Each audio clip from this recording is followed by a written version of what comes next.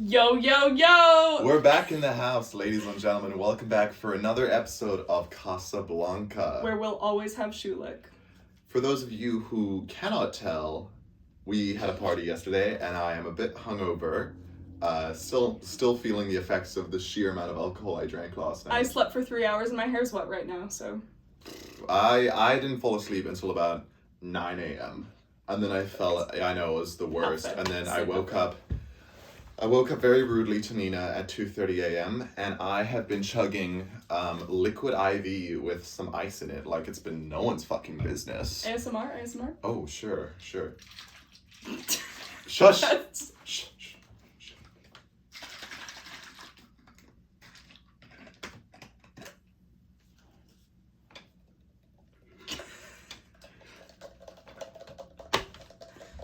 Alright, that's enough of that. Shush.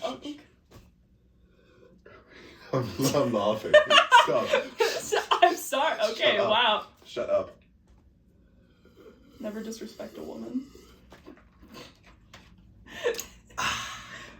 Salty. Alright, I believe Isabel That was a great 30 seconds of content. I'm sure our viewers, all 5 of them, are gonna fucking love that. And that's it for this week's episode of Casa BLANCA. Okay, Isabel, you have a question of the day for us. I do have a question of the day. Okay, we're gonna start with the question of the day this time because I think it keeps the conversation rolling. Mm-hmm. I think we're figuring out the format still because we're new to this, right? And that's what it's all about. We're experimenting. So, ooh, freaky. I just had that. You and I are a little too alike because I was. You can't see it, but my eyes went my eyes widened. I know it's only me with my fuck ass blue eyed stare. Oh, okay. Oh God, Jesus Christ! Put those back on. Huh? Okay, so back up. You have to make your dream meal. Like if you had to make one thing for the rest of your life, you have to pick an appetizer, a main course, a dessert, and a drink.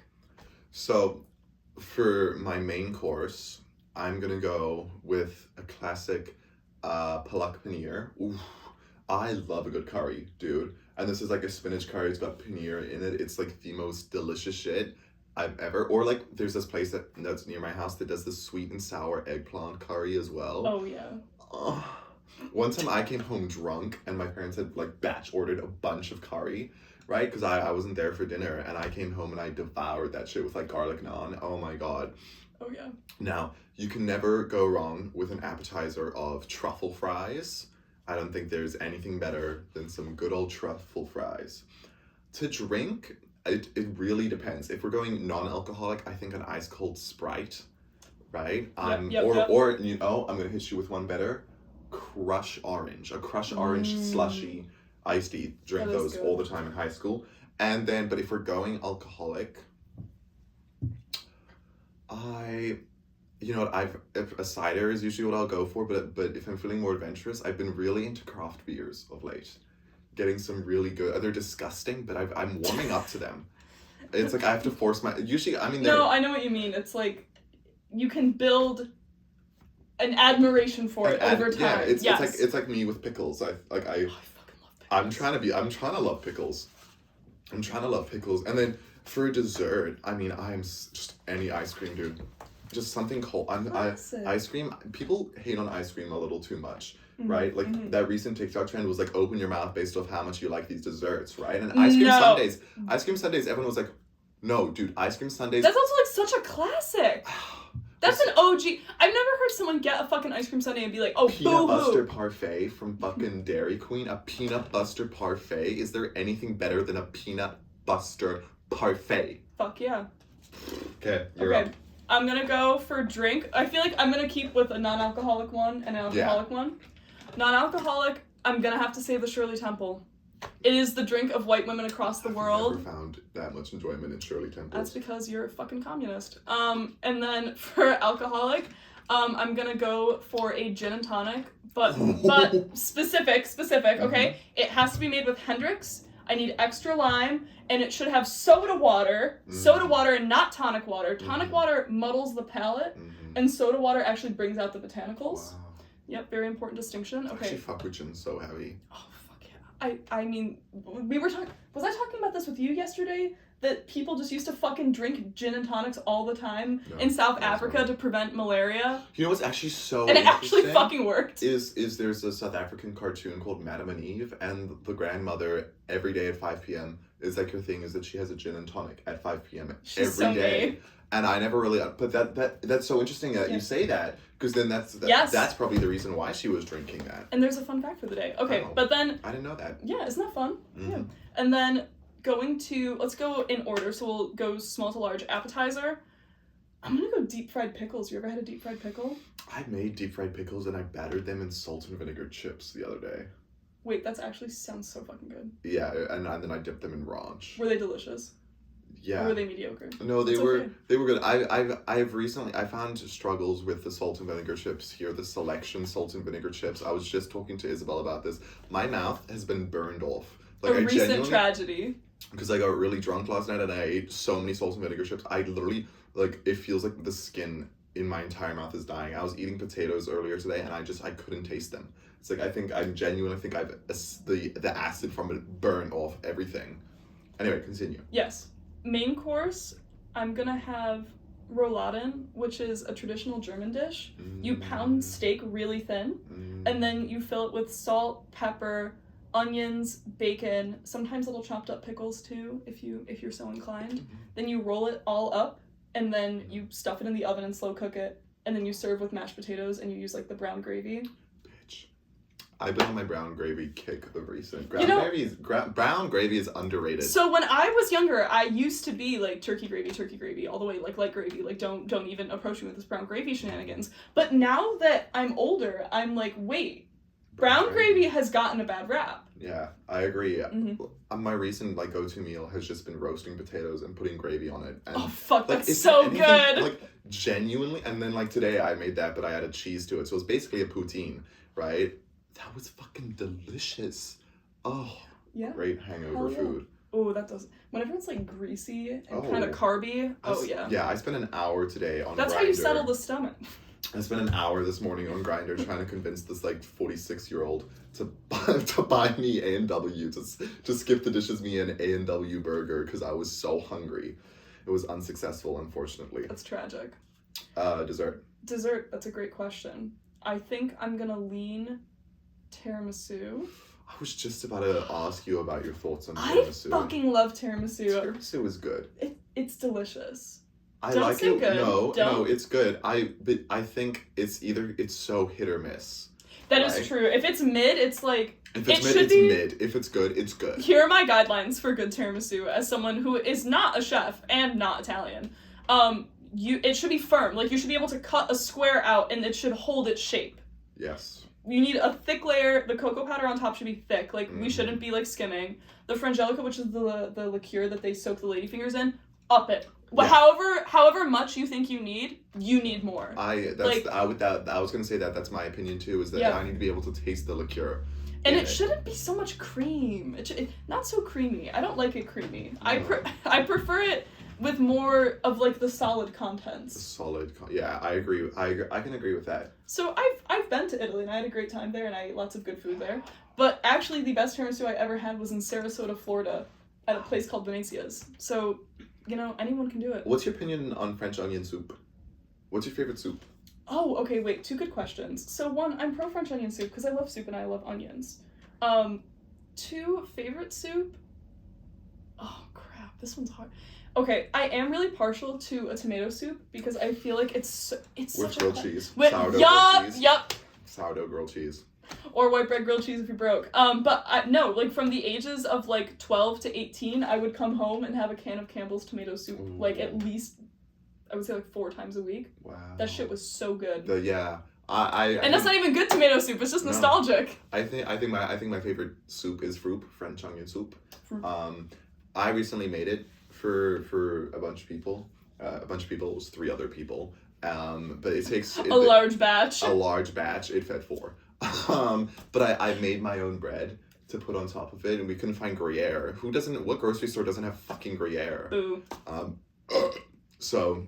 That's what I'm saying, yeah. So yeah, that's Take that out. Take that, grocery store. I just stumbled. Fuck you, Loblaws. Fuck you, Metro. The Metro on Du Parc. For not having Gruyere. But yeah, no, I think Froop is just it's just such a good one. I feel like it's something also that you can order at many different places, and it will. It's consistent. Yes, it's like you know what you're getting. But sometimes they don't caramelize the onions enough. I agree. And that's the big issue. Wait, can I actually edit my answer? Ooh. I'm gonna say gazpacho and not tomato soup and I think there is a distinct difference between this. Okay. Because I think tomato soup is an item served warm or hot, and gazpacho is typically chilled. It's I love chilled food. That's the thing, and I feel like, a chilled soup too, it keeps it exciting, When you get a soup, you're expecting it to be hot, and you're expecting, I need to say, to the restaurants who are serving soup without some type of dunkable, or if you're serving me a meal that has, like, gravy, and you're giving me no bread to, like, mop up the sauce, we have problems. Okay. We have big problems. I think I genuinely, I'm such a cold foods enjoyer. I eat cold pasta like the next day. Fuck, I do love like cold pizza out of the fridge, or when it's been sitting on the counter. Okay, but here's like one of like, it's a hot summer's day. Okay, watermelon, lime juice, feta, mint. Mix that shit up. Put it in the fridge for like 2 hours. Take it out. Come. I am not a feta fan. I know this is a really hot take. I'm sorry. Here's my hot take. That viral feta pasta, the one dish feta pasta. That everyone did during COVID. That shit it's so good. You don't understand. You know what else? I'm all for, like, people were like, oh, like, people are just doing it because it's popular. What's wrong with trying something new, especially if it's something that, like, a lot of people look at cooking and they're like, oh my god, it's a chore. Like, my meal prep is a chore. This is such a pain in the ass. Good on you for finding alternatives to make these things easier. Like, don't punish yourself. Unless you're a white woman putting a whole block of Velveeta cheese into roll pasta. To my culture is not your costume. My culture is not your costume. That should, but that's like porn. Like, I have a hot take too. I think the crock pot gets overhated. I'm gonna have to somewhat disagree on. Go for it. Go for it. Like, this is interesting because I know this is a hot take. There's good crock pot meals. I won't lie. I've had, like, my mom makes this really yummy lentil stew. So that with some sourdough, and it's like, it feels like I'm in Dungeons and Dragons. It's like my favorite thing ever, right? And that's made in the crock pot. However, some of the shit that I be seeing online. No, some of you guys need to go to jail for what you've done. But that's genuinely, it's like, it's a porn category. For like, those videos you see of women putting when they just put like 7 blocks of cream cheese, right? And they'll add like raw meat, and then they'll wrap it all up in like a bunch of tortillas and put it in the crock pot for 7 hours. That's a porn it's something guys are getting off on. So this is where my appreciation for the crock pot begins. Okay. I'm a busy girl. I do lots of things. I have a job. I'm a student. I'm making rounds. I need options that make me a lot of food that is edible, has good macros, and doesn't take me a lot of time. What I enjoy about the crock pot is you put that shit in there and you just leave it for like 6 hours. Big fan of stews in the crock pot. Done a roast in the crock pot. I appreciate the ability to make something easier. That being said, to some of you people who put like 7 blocks of cream cheese and like 3 chicken breasts in a crock pot with no seasoning, a touch of olive oil. Olive oil for flavor. If some of you, we need to have a discussion. But growing up, I think like there's such a change in how you like view foods and such. I remember as a kid, I used to always like call certain food like adult food and other food kid food. Like obviously chicken nuggets, kid food, but a lot of adults eat it. But something like balsamic vinegar, olive oil, bread, and you dip bread in that's an adult food. And I remember I used to go to this olive oil and balsamic vinegar shop, and they'd always have you like, you can like pour a little out, and they'd give you bread to dip it in. And I'd always be like, they'd be like, oh, this is a chocolate balsamic vinegar, and I'd be like, holy shit, I'm about to come, right? And as a kid, I'd grab that, dip it, like this, I'd be like, this doesn't taste like chocolate at all. This is fucking disgusting. Now, one of my go-to meals is olive oil, balsamic vinegar. It's a classic. Dipping that in bread. It's so fucking good. I love balsamic vinegar. No, I think it's a classic too, and it's extremely versatile. Like, you know, It's so obviously versatile. it's like classic as a dressing, Yeah. but also like start marinating shit in that, and now we're like on a whole nother level because you have a balsamic salad, and then if you put like balsamic marinated chicken on top of that, Ooh. Or macros like, just got better, flavors just got better, new texture. the vinaigrettes on salad are so good. Like, I love olive oil and balsamic vinegar. It is so good. Yeah. I had some fuck-ass white lady salad, actually, and it was really good. I had my doubts when I got it, because it was in the airport, and I was like, there was no, like, better option. Yeah. Which, also, you know it's bad when a salad is your best option, but, because it's like, where the fuck is this produce from? But it was like, literally, I'm like, they're not fucking growing it. It was like arugula, a raspberry vinaigrette, cranberries. Oh. Some crouton, and I like had my doubts because looking at it, this thing looks suspicious. Also, it was like $15. Well, Fuck you, LaGuardia, and it was small. But it's LaGuardia. I know, so they can dick me over twice because they're an airport and it's New York. Actually, shout out to LaGuardia. I'm sorry. Some of you guys, some of the terminals I usually go through are great. I was just caught in a weird situation this one time. Shout out, yeah. Yeah, shout out LaGuardia. I used to have a big hyperfixation on it as a kid because I was obsessed with the Hudson River plane crash.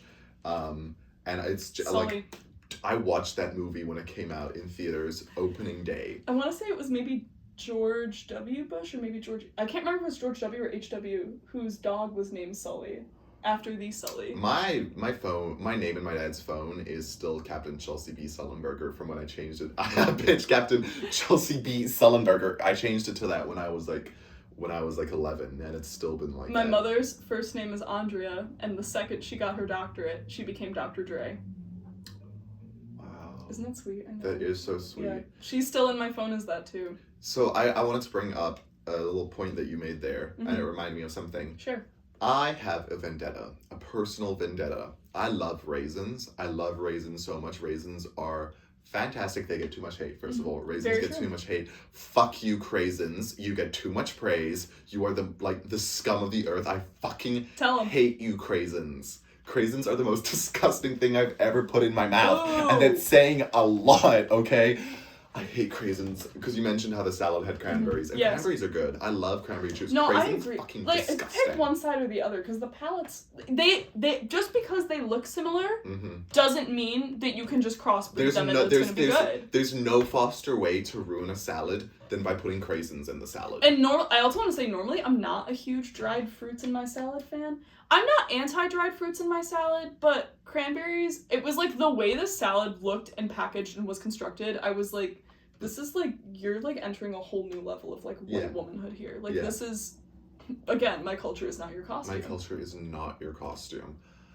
Yeah, I hate craisins, but I do really like dried fruit. I'm such a whore for dried fruit. I am pro, like, dried apricots especially. Dried apricots or fucking dried peaches. You ever had a dried peach? Oh, you can't get them here. You can't get them here. No, I really struggle to find them. They're not in, but dried peaches have to be one of my favorite things. Also, big shout out to the dried fruit as a snack, right? Because you bring it, like, especially if you're going somewhere, like, if you have, like, dried apples. If you have to be at Schulich for a while, you can put that shit in your bag and it's fine. It can literally fall under all your other stuff. It can be crushed by other items. Like, it's not like it's not like a dependent item. You ever try to bring a fucking banana anywhere? I'm sorry. It makes me so mad. I have a question, because why is it as soon as, like, a banana, if I take it away from the big banana stem, right? But I leave it in like the same place. It's fine. The minute a banana touches outside air, the second it leaves that big bowl, you're done. Like, I love bananas. I fucking love it. So, like, there was a big stretch of time where I would, like, and I do this still, I go to the gym before I go to school. So I would, especially in high school, I would go to the gym at like 5:30 and I would put a banana in the car as my breakfast because I was like, this is like pretty solid. And the thing was, yes, the banana tasted fine, but just having that shit sit in my fucking car for, what, an hour and a half? Maybe? I'm like, I mean, an hour workout, 20-minute shower, 10 minutes of, like, changing and meandering, like, and hey, it is a second away from being rotten. Literally. Like, brown like dirt. Piss me off! You know, I've been dealing with that with the potatoes here. The potatoes here, I've found that the potatoes go off like that. Do you leave them out Like, do you, is it like when you peel them and leave them out? No. Or is, No, just no. existing? There have been, I call them the potato geddons. There have been 2 potato geddons since I've come here. It's the Montreal potato famine. I don't know what it is, but the amount of time, like, I buy a bag of potatoes, and then like 2 weeks later, they are stinking, leaking juices everywhere. Potatoes should last forever. I'm sorry, that's a Potatoes plant. and onions gotta stay around forever. They should last for like months. You know what? Speaking of that, I had moldy garlic the other day. And what did you manage? Sorry, I'm not like shading you, but garlic, onions, and potatoes are like the shit that lasts forever. Yeah. Right? And and they're selling me bad produce. I'm just convinced because TSPMO. literally, yeah, in October we had potato geddon number 1, and it was bad. And then we had potato geddon number 2 very recently, where I reached into my bag of potato and I took it out, and there was this slimy dripping consistency like cum. Like you know how it came. No, but you know how cum that has like it feels like a gluten structure in it, you know what I'm saying? No, I know what you mean. Right. Yeah. It had that to it, and I was like, this is the most. I cried a little, and that's why our basement's been smelling so fucked up. I think was because of potato geddon. Potato geddon. I was a little pissed about this too. I bought some celery because I'm a big fan of. For those of you who aren't into it, maybe you should try it. Celery with like a dipping sauce of some kind. Yeah. Could be a vinaigrette. In my case right now, it's tzatziki is like the streak I'm on. Oh, I love tzatziki. Underrated sauce. Oh yeah. Underrated sauce. So good. But celery and but, peanut butter. Yeah.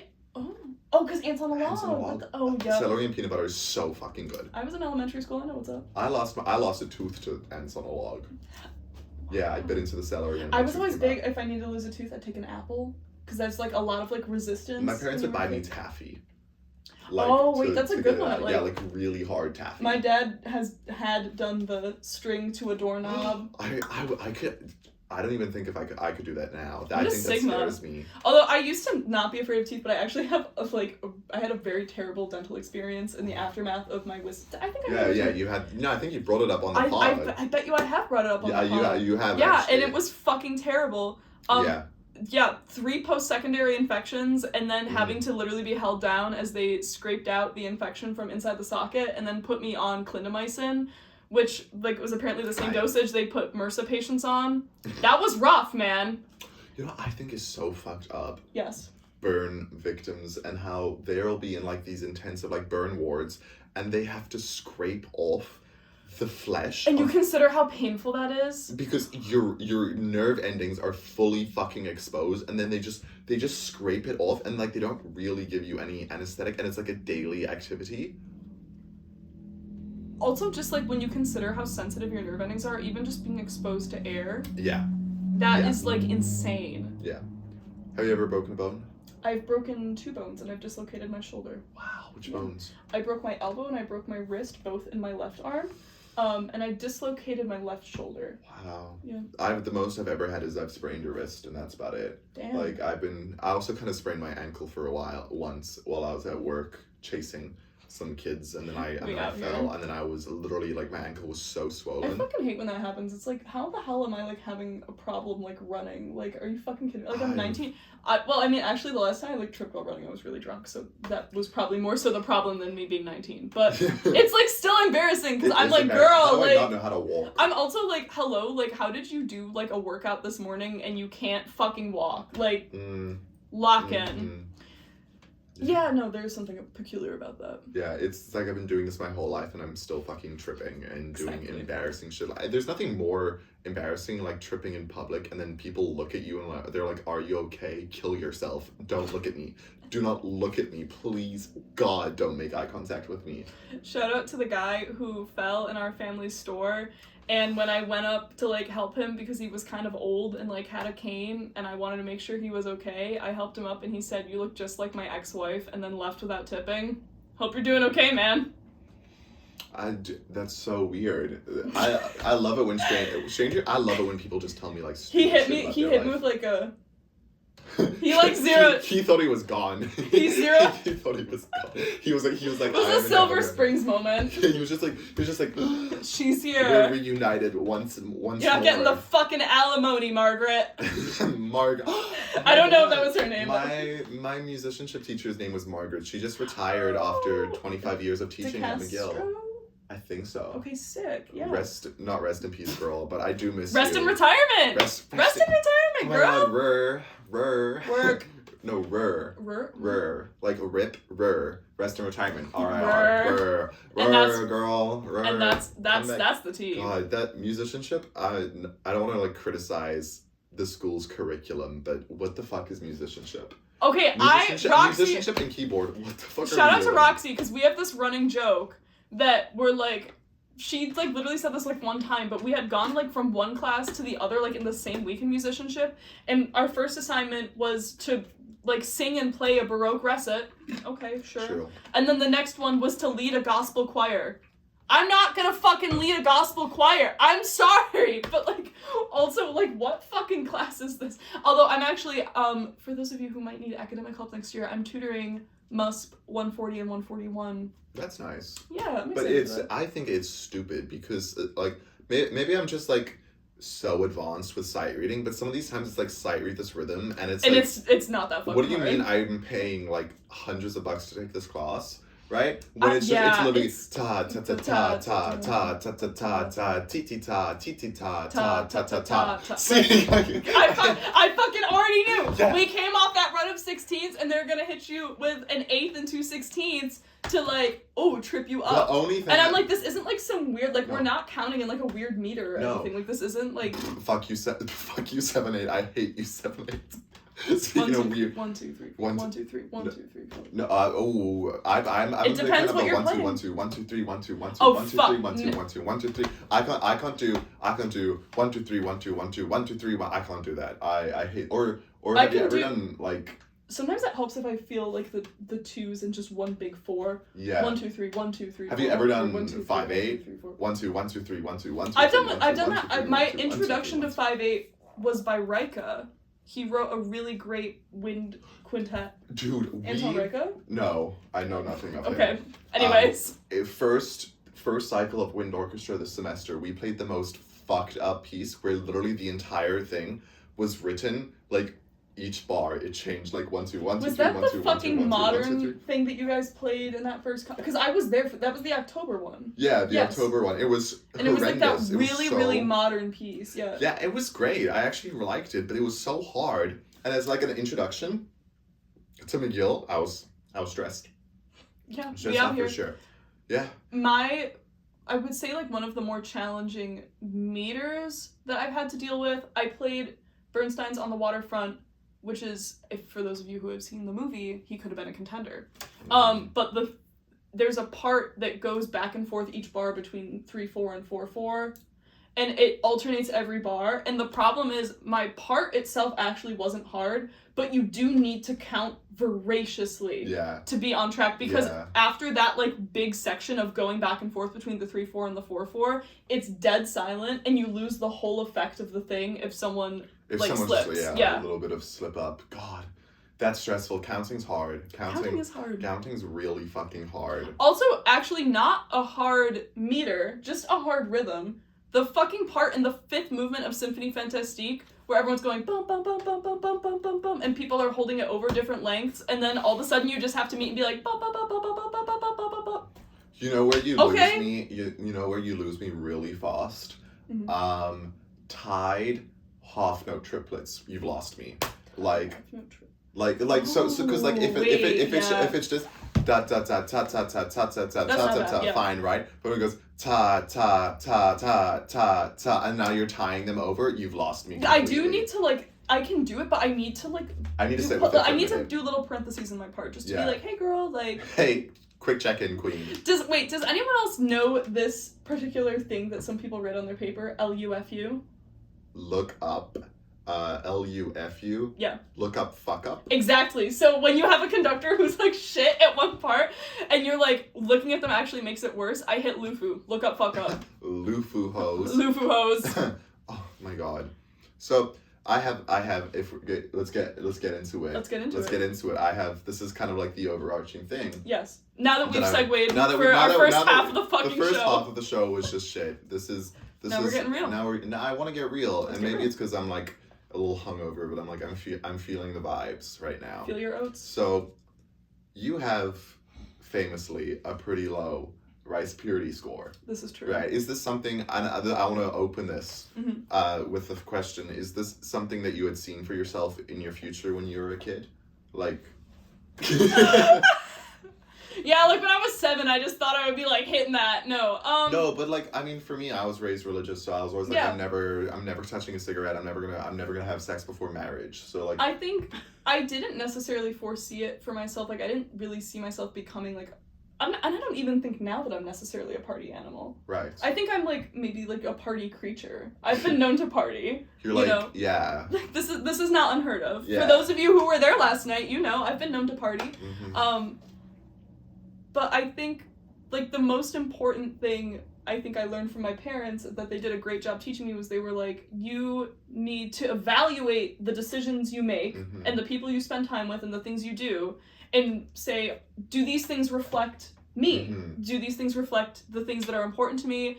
Am I breaking, like, my own values code, my own ethics code? So for me, it's like, yes, I have a low rice purity score, but I don't think I've sacrificed any like degree of morality or any degree of myself in attaining that score, which wasn't necessarily a goal, but is just the byproduct of things that happen. It's a lot like, you know, no one's ever gonna live up to their childhood expectations of themselves. You know, like you can't, like you can, but like, I mean, childhood expectations are you're an astronaut who also fucking works like. Bro, I was gonna be like night. Hot and famous. Yeah, and that's that's still achievable, right? But all of our viewers on Casa BLANCA know me.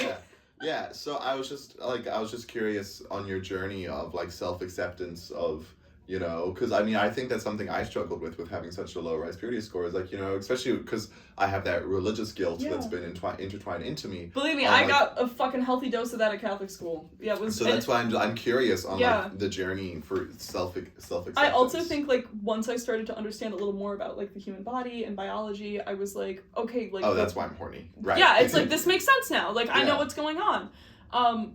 But I think a huge mistake that a lot of schools make, not even necessarily just religious schools and not even necessarily just religious families, is not being like body positive with kids from a young age. Like from a young age, I knew like the anatomical terms for everything. I knew how sex worked, and it wasn't a taboo thing. It was something like, this is a part of your body and you should understand how it works.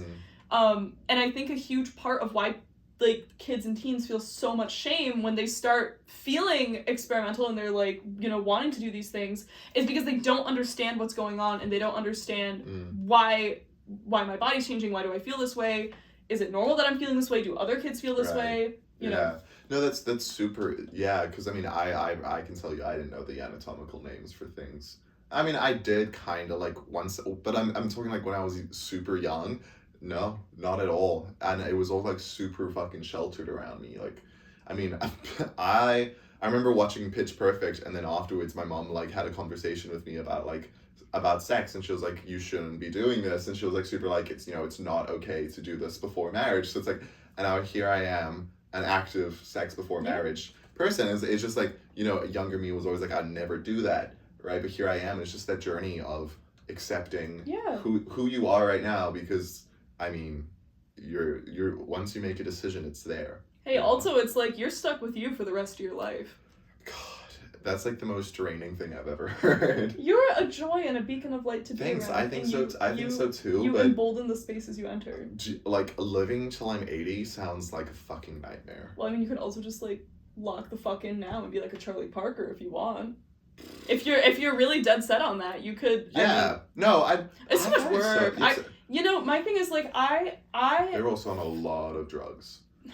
So that. Well, I mean, yeah. They were on like speed or some shit, you know. So they were able to fucking. I think he died of an overdose. I think he got overdosed on heroin. Rest in peace, Charlie Parker. Bye, bird. Bye. What were we saying before? We're talking about Charlie Parker doing drugs. Charlie Parker doing drugs. So again, I'm not... locking in and how it's so much effort. Locking in how it's so much effort. Okay. I think what's kind of beautiful, and I used to not feel this way so much, but I feel this way more so now, I guess, is like I've known a lot of people who have died quite young, and it's not, like, what happened wasn't even anyone's fault, it's just something that happened. But it's like I'm gonna get to live and do all of these things they never got to do. Like, I mean, I don't know if this will happen, but, like, there's potential to be married, there's potential to have kids, and, like, I'm gonna have a career, and, you know, I'll, like... That's really nice. Yeah, and I'll learn languages, and I'll see art, and I'll connect with people, and I'm, like, I'm gonna get to live out all these experiences. So, like, I know it sounds cheesy, because it's, like, such a saying now, where people are like, aging is a privilege, but it really is a privilege. Like, it is. And then, like, think about, like, when we're 80... and we're still gonna be gossiping over the same shit. We'll still be running this fucking podcast for sure. Hey guys, it's just gonna be from a retirement home. It's gonna be such a cute little flashback to this exact moment right here. Hi, us when we're 80. And perchance, if we have grandkids, they'll be like, "Whoa, you guys were super hot back in the day," and we'll be like, "We know. We know. We know. We know." But we know. I want to bring it to a phrase of "live every day like it's your last." That phrase, I hate it. It haunts me. It genuinely haunts me, because if you're having a tough time, and I get that lying in bed and rotting isn't the best, right? But some days you just need that. You need to take a break. It's also, like, in the long run, you're just, like, draining your mental energy if you never have a rest day. And I mean... And I think it's my dad would always say, like, you're going to regret doing this when you're, like... If I was on my phone, he'd say, you're gonna regret spending so much time on your phone when you're older. And it's just instilling that fear of regret, right, at such a young age. And I think living your life that way, being like, oh, like, in 50 years, am I gonna be like, oh, I wish I was doing, like, this particular thing at that time, or was I hanging out with these people, or if I had done this. It doesn't matter what you could have done, because let me tell you something. You did, and you wanted that, and now you're here. And it doesn't fucking matter, and you can't look back on life that way, because it's actually ridiculous. Looking on yourself with some grace, your past self with grace, your current self with grace, and I fear, as musicians, that's something we really struggle to do, is giving ourselves grace. And the feeling of, like, walking, I think everyone, the reality of being a musician, and this is true for any career, is there's just going to be performances you go into that you just don't succeed in. Mm-hmm. You're going to go into a performance and fail it. You're going to go into a presentation and fail it. You're going to bomb a job interview someday. Yeah. It's just part of life. But the reality is you just can't enjoy the highs of life if you also don't have lows, and you're not going to gain any experience by never failing. And put yourself out there! What I struggle sometimes is often comparing myself to child music prodigies, right? It's hard. That phrase, no matter how good you are, there's a child out there doing it better than you. But then it's also, like, when you think about that kid's home life, right? Like, there's not really, like, a 1-year-old or a 2-year-old who's like, I'm dying to practice violin for 7 hours a day. Fuck you, violin. Like, did you ever dabble in any other instruments, like string instruments? Yes, I can play basic scales and basic melodies on violin. And I'm being tortured by keyboard right now. Oh, keyboard, that was an insane I don't think she's even graded my last assignment, actually. Oh, now that we're sitting here talking about it. She was so fun. We had a great keyboard, well, in the beginning I hated her, but now I can look on her with love and admiration. See, and this ties back into looking on ourselves and others with grace. Yeah, and I just, that's what I struggle to do sometimes, is giving people the grace to make mistakes. It is hard. Right? It's also because we live very much busy lives, and the reality is everyone is self-centered to an extent, and they're worried about my assignments, my class, the person I'm seeing, the friends I have, you know, my weight, my diet, whatever. And you can't always think to that next step and be like, oh, well, maybe this person had a bad day. Because the reality is, I feel like 97% of the time, when someone's being an asshole to you, it has nothing to do with you, right? So, like, when I'm at work and there's a 60-year-old guy and his wife who come in and he calls me a bitch and he, like, throws shit at me, it has nothing to do with me, right? Like, he's not actually mad at me because my coffee, like, the coffee I gave him, he didn't like it or whatever. He's mad at me because he just found out he needs a multi-$1,000 repair on his car. He just lost his job. I don't know, but, you know, it's also, like, try to not be an asshole to others, but the reality is it's also helpful to think when someone is being a pain in the ass, like, this isn't about me and it has nothing to do with me. And I think positivity is just such an important thing.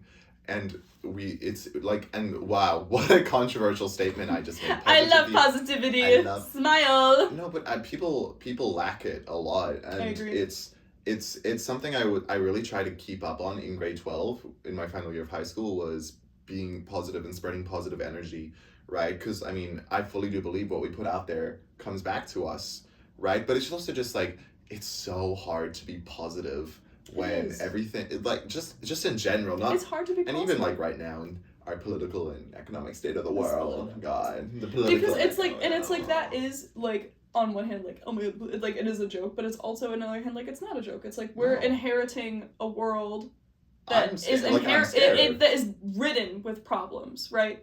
And then I feel responsibility, especially considering that my second major has to do with diplomacy and human rights, where I'm like, it's kind of on me to step up to the plate a little bit as an adult and build a better and more functional world for my children, other people's children, if I have children, we don't know. But do you feel like an adult? Like, you're 19, do you feel like an adult? In some ways, yes. But I also know that I'm still in this weird transitional age where it's like, I'm still on my parents' health insurance, and like, I still live at home for a part of the year, and I'm not quite on my own yet. I feel like being an adult, or like that idea, is like a gradual process over time. Right. And I think I'm getting better at it. Like, I think I'm figuring out budgeting and time management and all of these kind of like life skills and like soft skills in a professional place. Like, these are all really valuable skills. How do you feel? Do you feel like an adult? I do in certain aspects, especially now, like, I've started teaching a lot of students. So, like, which also kind of say that feels fucking crazy when you start teaching students. Sorry. Like, it's the point where I'm like, oh, so that's what a 16-year-old looks like and acts like. Yeah. Because I may feel 16, but put me in a room with a 16-year-old, I'm gonna feel not 16. Yeah, no. Right? So it's like, I've been having those moments a lot. Especially, I had a moment where one of the teachers got mad in front of another student, like, and they were like, how dare you disrespect me in front of another teacher? And I was just like, who? Oh, me? It's weird when suddenly, like, this married 28-year-old is suddenly my colleague. And I'm like, it is a little crazy. Like, there's a grad student in the bassoon studio who, like, is married. And it's like, he's, like, a great guy. There's nothing wrong with that. But it is just a little weird to be, like, when I tell, like, the people I care about, my loved ones about the studio. Yeah. And I'm like, oh, and, like, one of my peers, like, is a grad student, I started talking about them, and it's like, shit, like, some of you guys actually have, like, full fucking lives and stuff. Dude, like, when I first got my job with princessing back in Calgary, I remember talking to the princesses, and it was the first time I was, like, talking to them out of character. And they go, yeah, I just gotta go pick up my kids from daycare. And I was like, I thought we were all high school graduates. Like, I thought we were all just, like, female in us. Hey, like, I thought we were all just, like, actually chill with each other. What the fuck? Good vibes going. What do you mean? What do you mean you have to go? You're married? Like, and I was the youngest person there, and I didn't realize that. And I was like, it feels weird. Huh? What do you mean? What do you mean you have kids? And sometimes it still feels weird, like, when I tell people I'm 19, oh, you're a baby. Like, you have so much time. I have so much to tell you. That's like my favorite running joke is I'm like, oh, you're 18? I'll just wait till you're 19. I have so much to tell you. Yeah, literally. Because I am older than most people here, you know. How old are you? Well, I'm 19, but it's like, I took a gap year. Right? So it's just I'm on the older side of the spectrum. Yeah. You know? So it's weird. Especially, like, I forget, like, my roommates, like Nina and such, like, she's 18. Yeah. Not 19. What the fuck do you mean she's not 19? That is insane. It is a little bit odd sometimes to just see, like, what different stages of life we're all in. Yeah. And I think that also there's I feel like especially in these late teenage years, there's such a range in each age. Like, there's, like, a young 17 and an older 17 in terms of, like, maturity. Right. And it's such a big thing. Like, it's, like, at that age, I would say, like, 16 to 18 parents, this is my advice, maybe even 15 to 18. This is my advice as someone who is now in uni.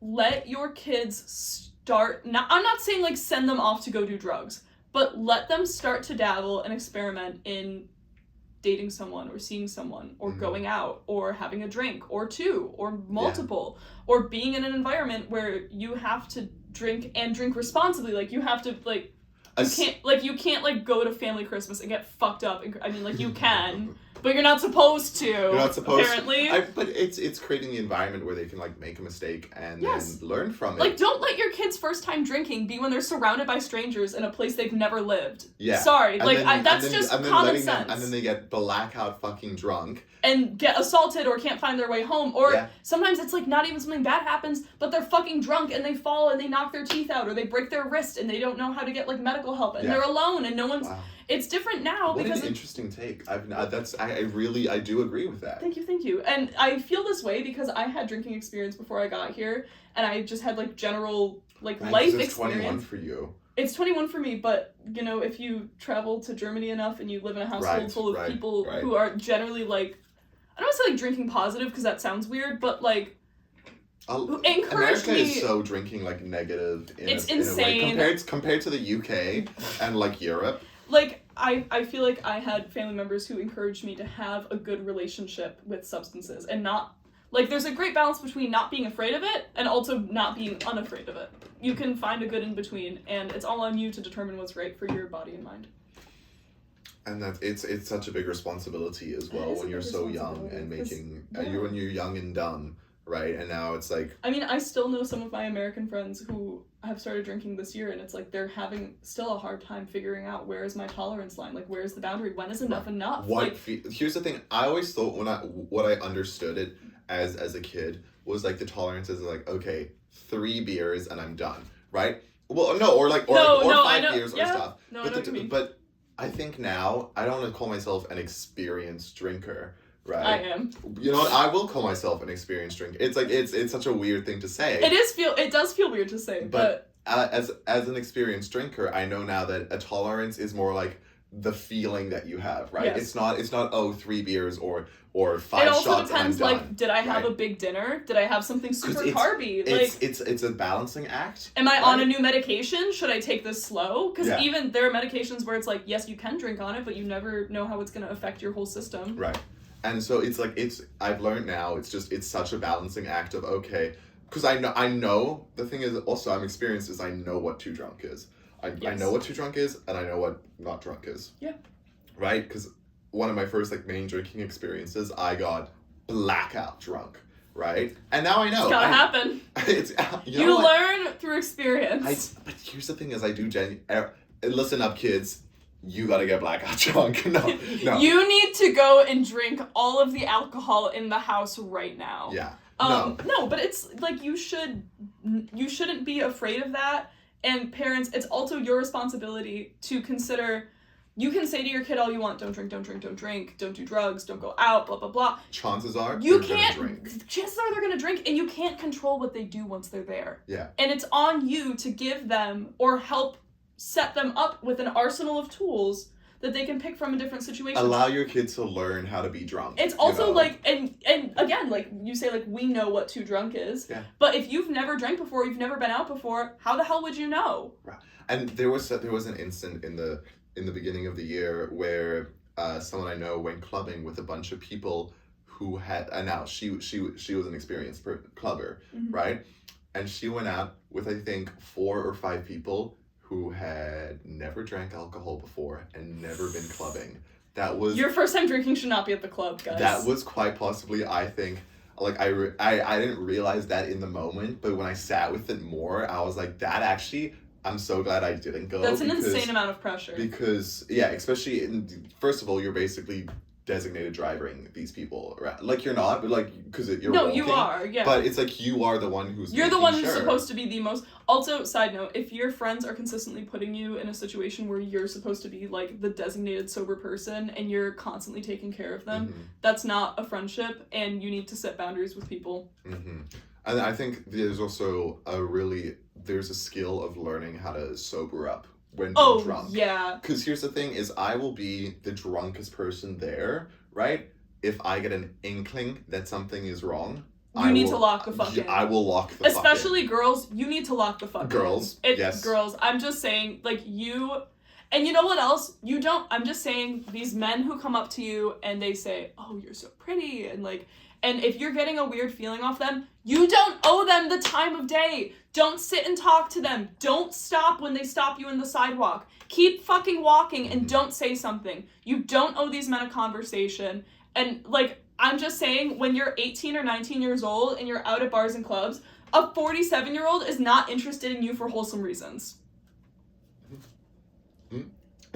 Sorry, TSP. No. I had to let it out. I'm sorry, but, like, girls, you need to set boundaries and you need to be confident. Yes, I fully agree. And it's yeah, I mean, when you're out, especially when you're out on the town, the age, you're gonna meet so many different huge ages, variety. Right? And it is something where it's like, if you're meeting up with, like, guys who are, like, 47, they have so much more, like, we can't comprehend just how much more experience they genuinely have. And also just being at a completely different place in life. Completely different place. And honestly, just I feel like a lot of people hitting on other people at the clubs isn't for like romantic reasons. Oh no, it's just for sex. As much as we want it to be, it's not, and that's a tough thing to learn, you know. Yeah, it is hard. It's hard. That it's actually, you know, this person don't want me, but they want me for my body, and then, I mean, they want me for my body, but no. But then also it's like they want me for my body, and they want me for my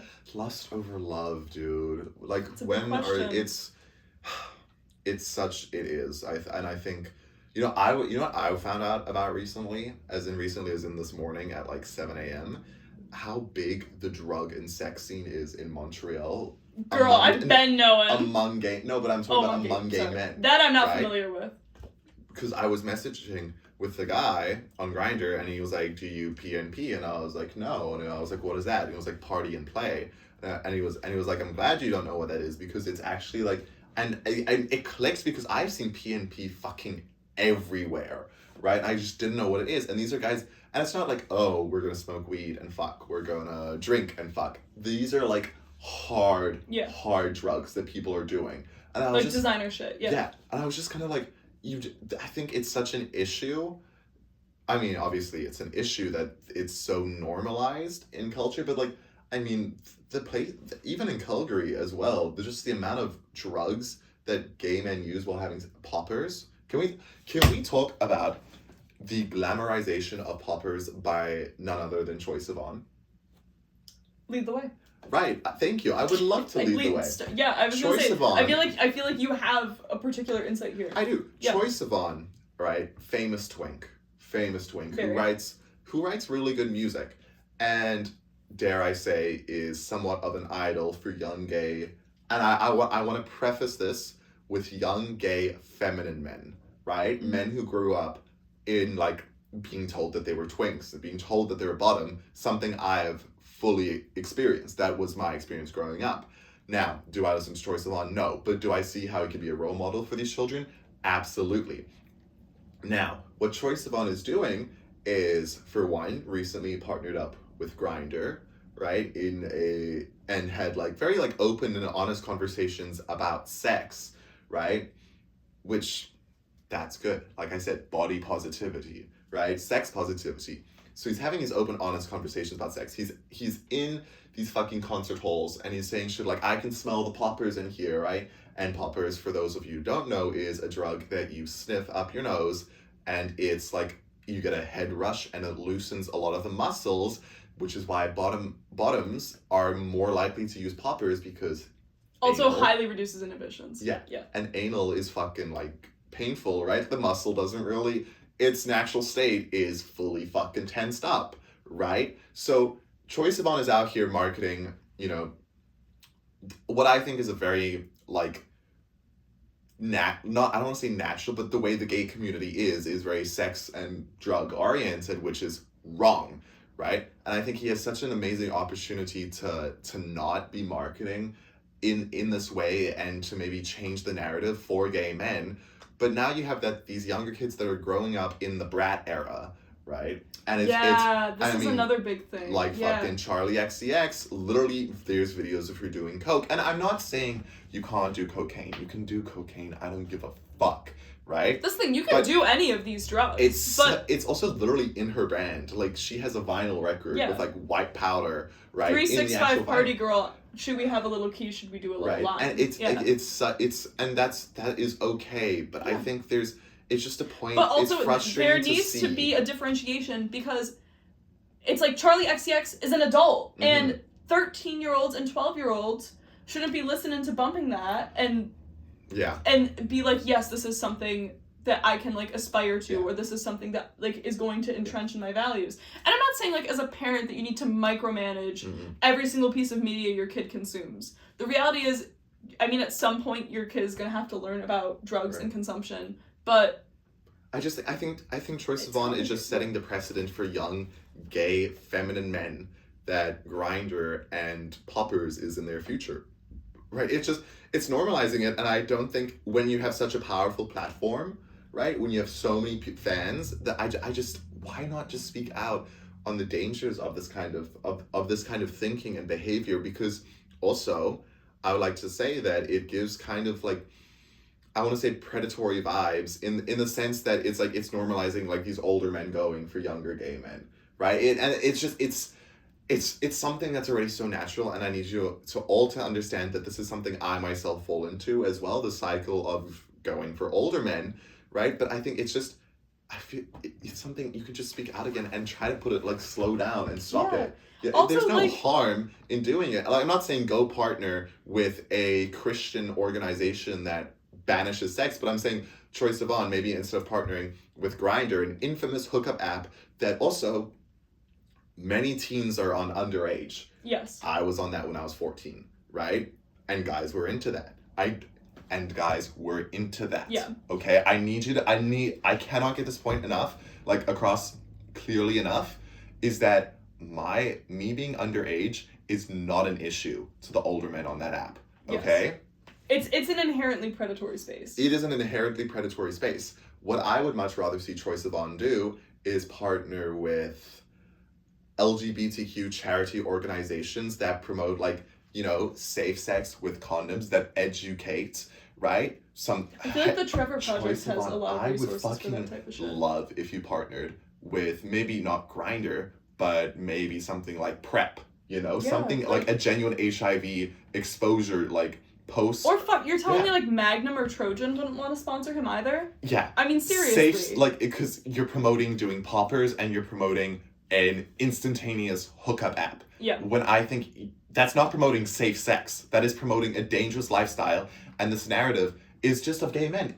For gay men, it's just having this kind of constant like rotation of guys that's always coming in and going out, and you have and you're doing all these substances, and it looks fun. It's a fun lifestyle, but it's not a healthy nor sustainable one, nor one we should be exposing our children to.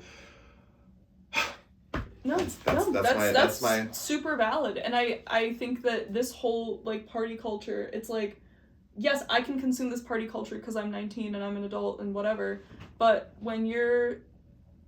I think you have to have some degree of consciousness as a parent, and then some degree of consciousness, I think, as an artist for what you put out there and who your audience is. Mm-hmm. So like you said, like Troye Sivan like particularly markets toward young feminine gay men, right? So like, you can write about all that stuff. No one's stopping you. Right. But I feel like, just from an ethics standpoint, if I was in his position, I would be that's making something I would be thinking about. Is okay, who's genuinely listening to my music? Like, maybe in the early stages you're testing out, and maybe you want your audience to be, you know, this older, more mature stuff. But here's the thing, from what I know about Troye Sivan, it doesn't feel like he's marketing towards an older audience. It's something about also him bringing out Ross Lynch. Thank you, Troye. You know what, Troye Sivan, as much as I'm shitting on you, you did good with that one. Reverse it, just for a second. You did, having Ross Lynch, aka the Austin Moon, right, shirtless,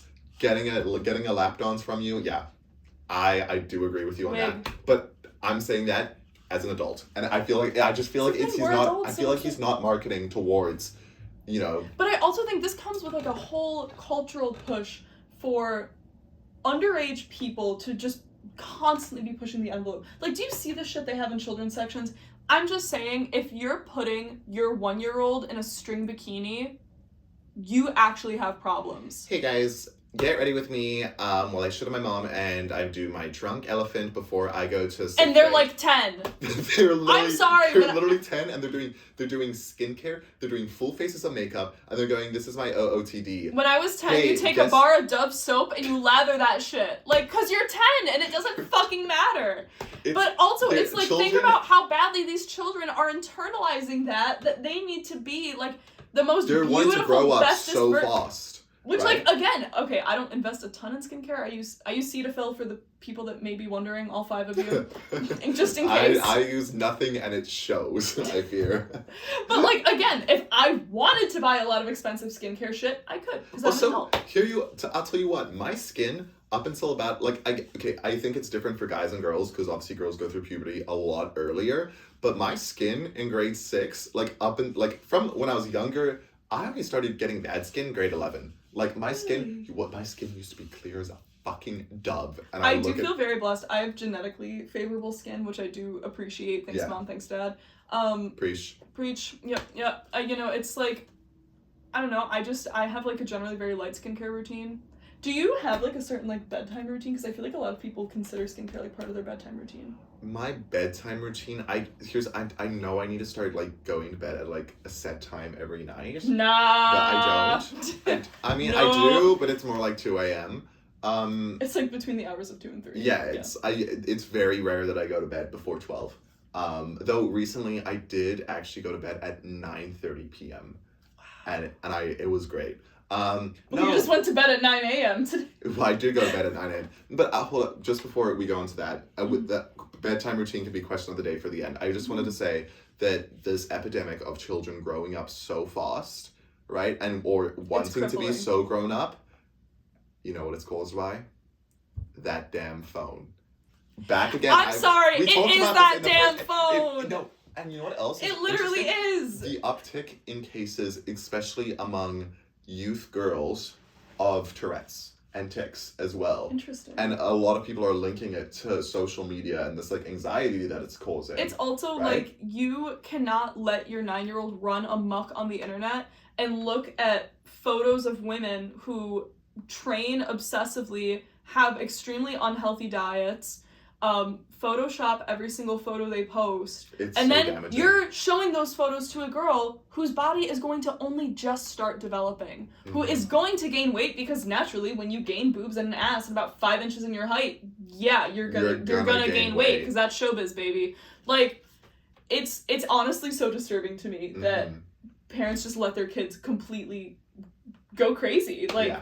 I didn't have unrestricted internet access. I got my first phone in grade 6, and that was an iPhone, 4, and I wasn't allowed, I was literally just so I could text my parents, my location. Yeah. Right? My phones were all hand-me-downs up until, grade 11, okay? And they were bad phones. Yeah. Oh, I lied, grade 9, not grade 11, grade 9. Okay, and yeah, I wasn't even allowed to have Instagram or Snapchat until grade 10. So, it's just, your kids are running amok, and it's damaging. And let me tell you, the people they're talking to on the internet, they're fucking friends from school. Don't be a fucking idiot. I'm sorry. As a parent, you have a responsibility to be educated and informed about what your kids are doing online. Yes, and you know what else? It's creating safe communities where people enable each other. Yeah. And I'm very specifically targeting eating disorders here. Oh, right? Yeah. That already, Tumblr? the entire internet is just a place that harbors and enables eating disorders in young women specifically. I mean, it's just because all these people are commenting on these famous women's weights. Recently with Ariana Grande and Cynthia Erivo, yeah, they lost a lot of weight. Yeah. Is it a little worrying? Yeah. Should we be commenting on it? No, that's something that, close friends should be bringing up. I will say, admittedly, because not gonna lie, not my business, and probably Ariana and Cynthia are not gonna watch this, but... Hi guys, you guys did great in Wicked, by the way. Yeah, Cynthia Erivo, you are so powerful, girl. Yeah. And Ariana Grande, I do love you. Yep. You write banger white girl music for sure. Anyway. Oh yeah, girl, you're on the club like every weekend. The here. club. Yeah. The club knows your name. You made up a lot of the music that played last night. I love it how you move, love it how you knew it's not done. And when it's said and done, you believe God is a woman. Okay, anyway, continue.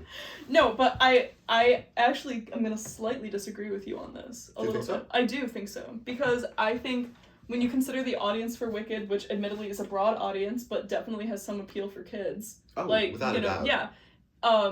When you're putting yourselves in that position, when you see like the photos of them on red carpets and stuff, they look sickeningly thin. I know, I agree that they look sickeningly thin, and I'm not saying that, like I said, it is worrying, and it is like, it is something that I don't think young women should be like comparing themselves to. But it is also like, if I'm seeing a fucking like frat bro on TikTok going, recent news come out about Ariana Grande, they are looking fucking concerningly fucking thin. No, that's not I play, because also it's just like, also because that's not helpful. Like, first of all, private. It's a private thing. Yes. Okay. Like, yeah, obviously it shows and they're celebrities. Okay, but it should be something that like it's a family and friends kind also, of discussion. Like, I'm not gonna comment on it because what my commentary doesn't benefit them in any way. And you know what else it is? It's setting the precedent for young boys to and just also girls as well, that it's okay to comment on people's weights. Objectify and call each other out, and right? It's not. Like, there's a difference between commenting on someone's weight and commenting on someone's weight out of concern for their, like, genuine concern for their well-being. And I don't think any of like what the media has been doing has been genuine concern. It's just clickbait. Also, I want to just put it out there to the universe. If you ever pull aside one of your friends and say, I'm worried about your consumption, your weight, how much or how little you've been eating, how isolated you've been, whatever it is, if you're bringing it up to them out of concern, you don't have to feel sorry if they get upset with you. That's what. Yeah. There were instances. If you bring it up lovingly and with concern, you don't have to be sorry. There were instances in middle school where my friends would be doing like self-destructive behaviors, and I was always scared to tell a teacher. Also, you can tell a teacher about it. That too, you can tell. I was always scared to tell a trusted adult because I was scared of how they'd be mad. But now, as someone who is a lot older and a lot more mature than I was in middle school, shocker, I'm like, that's something.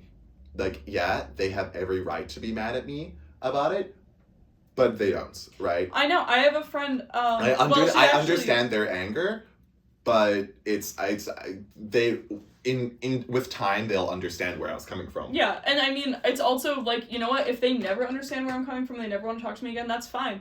I called in one of my friends when I was in middle school because I was like, they told me they were gonna kill themselves, and I was like, I don't feel like I can just sit with that information and not do anything. And they were forcefully admitted to the psych ward, which obviously at a young age is very traumatic. Mm-hmm. But you know what else? That person who hasn't spoken to me in fucking years is now in university and in a dual honors program. And you know what? I'm not sorry. Mm-hmm. And I know that person still hates me for it. I know. Trust. Yeah. They've told me. But you know what else? Is like, I don't have any regrets because it's like, I'm going to watch you from a distance and I hope you get everything you want. I wish the best for you, and I'm sorry. That's it. Saws, like, but also like not saws. Yeah. No, literally. Like, go enjoy the rest of the life that you've worked for, that like you went through the steps and like you did the work, like even if it was by force, at the end of the day it's still work. You're better for it. Bedtime routine. I shower. I'm a nighttime shower, not a morning shower. You ever shower when you come home from the club? That's so fun. No, I'm usually too drunk. Every now and then I take a hot shower or sometimes a cold shower post club. So I shower, and then, at 11:40 p.m. every night, I will be doing my Duolingo. Unless I'm drinking, then I do it beforehand. But it's always at 11:40 I do my Duolingo. Mm-hmm. Then I will get up, take my meds, brush my teeth, pee, and then I will climb in bed. And then I scroll TikTok a bit, and then I find a really good YouTube video, and then I'll fall asleep to that YouTube video. That is very respectable. But early in the semester, my bedtime routine would be, I would get a big thing of water with ice in it. I wouldn't be sick, but I would take NyQuil. I would take NyQuil. After this giant anti-drug campaign, fucking Christ, Callum. I would take NyQuil as followed by 3 melatonin gummies, and I would go to bed at like 11 p.m. and I would sleep until 11 a.m. and then I would feel so fucking refreshed. I will say every now and then, I think especially in finals where I'm intaking a lot of caffeine and I'm just feeling I don't do caffeine. lot of. I can't do it without caffeine.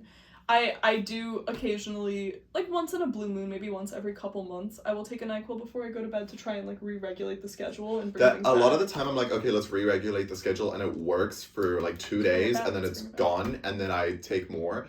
But here's the thing, I don't do caffeine because you know what I do? Adderall or Vyvanse. Again, that's another great option. Prescribed. I was gonna say you might wanna preface that.